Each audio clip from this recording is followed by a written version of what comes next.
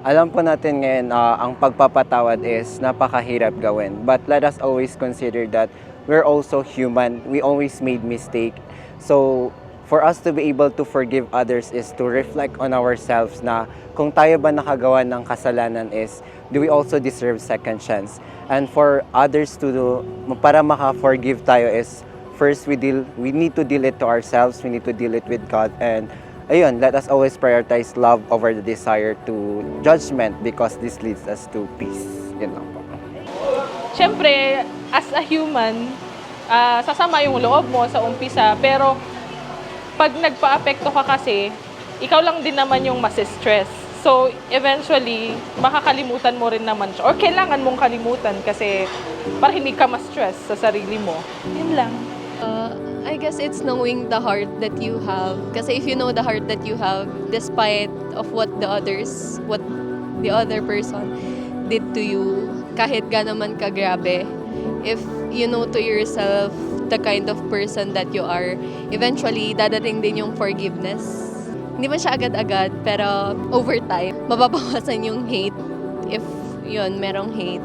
And also, I think it's part of it, a huge part of it comes with praying for that person. Kasi if you pray for that person and yung grace ni Lord, mababasbasan ka ng grace niya, then magiging okay na. Tao lang naman tayo, di ba? Si God nagpapatawad. Tayo pa ba? Ganon din sa akin. Andun pa rin, magpapatawad pa rin. Habang nabubuhay, ganon, magpatawad lang. Para at least magaan ang buhay.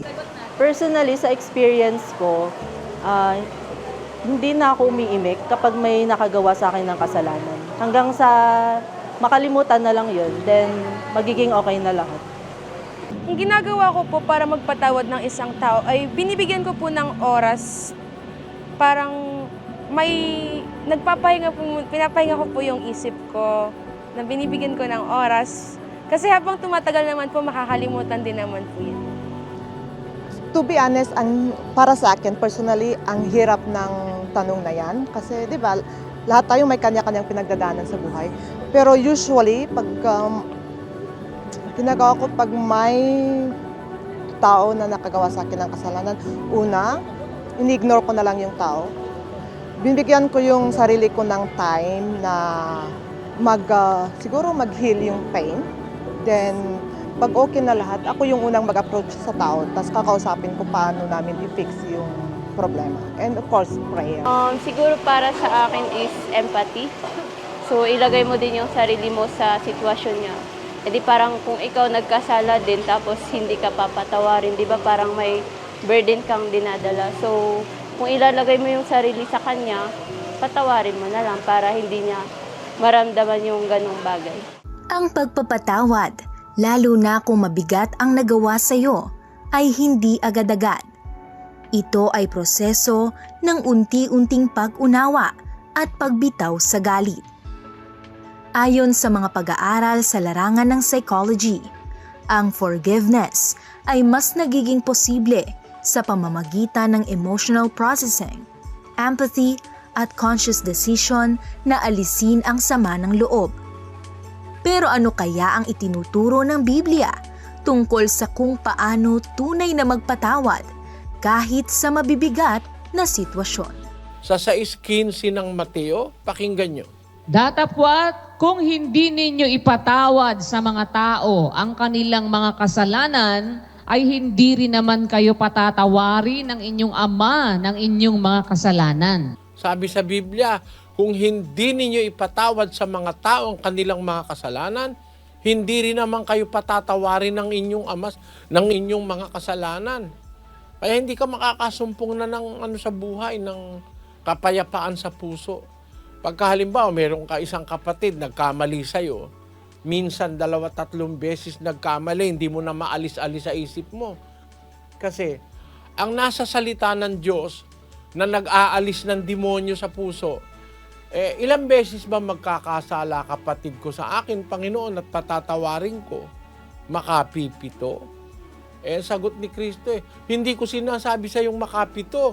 kundi makapitumpung-pito. Biro yung pag-aalalay ni Kristo yun sa'yo para malinis lagi ang puso mo. Kahit nakapitumpung-pito na yung kapatid mo, lilinisin mo pa rin puso mo, patatawarin mo pa rin. Meron minsan nagkamali sa kanyang kapatid, tinandaan niya na yan habang buhay. Kawawa naman ang paglilingkod mo, kapatid.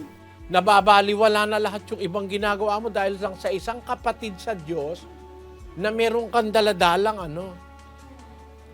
masama, hindi mo pinapatawad, hindi mo kinakalimutan. Paano natin sasabihin malinis ang puso mo? Na pag yung mukha na yun ng kapatid nakita mo, umaalsa na agad yung galit mo, naiiba na agad ang ng mukha mo, yung aura ng mukha mo dahil minsang nagkasala. Tanggapin mo na talaga, nagkasala na yung kapatid mo sa'yo. Ang sabi ni Kristo, makapitumpung-pito. Ang ibig sabihin, pag nakakasampu pa lang mabait pa yun. Nakakasampu pa lang nagkasala sa'yo. Okay pa yun dahil 10 pa lang. Makapitumpung-pito yung sinabi ng Panginoon Sino ba mas marunong sa'yo? Ikaw o ang Panginoon? Ang Panginoon ang may sabi, yung Diyos, yung Creator, yung gumawa sa atin. Pag nakita ka ng Diyos na gumawa sa'yo, nakahanda kang magpatawad hanggang sa makapitumpung-pito, dadagdagan naman niya ang pagpapatawad niya rin sa'yo. Kaya giginhawa ang buhay mo. Giginhawa ang puso mo. Magkakaroon ka ng kapayapaan dahil natuto ka ng diwa ng Diyos na magpatawad na makapitumpung-pito. Kung yung Diyos na walang kasalanan, nakapagpapatawad ng higit sa makapitumpung-pito, di lalo namang ikaw makasalanan ka rin.